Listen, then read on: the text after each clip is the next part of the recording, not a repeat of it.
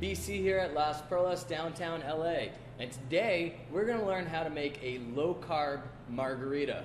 Rule number one, for a low-carb margarita, what you really want is a añejo. Here's the thing, the older the tequila, the more aging it has, the less carbs it's gonna have. So, where you take an añejo, which is only gonna have roughly añejo is going to have roughly about 4 to 5 grams per 1.5 ounce versus a blanco, which is a newer one, which is going to be the silver one. That's going to have roughly 11 grams per ounce. So what we're going to do is we're going to take our añejo, we're going to take 2 ounces, pour it in our tin.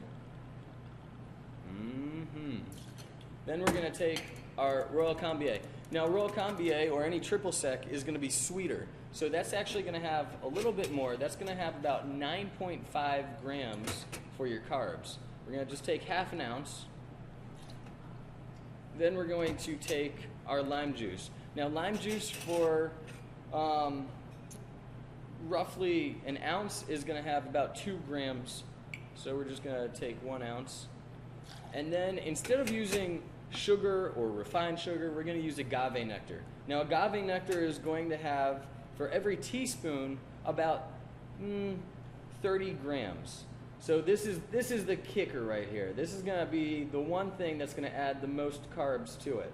But we're only going to use 1 teaspoon, so it shouldn't be too bad. So overall we have about roughly 50 plus grams in our actual margarita.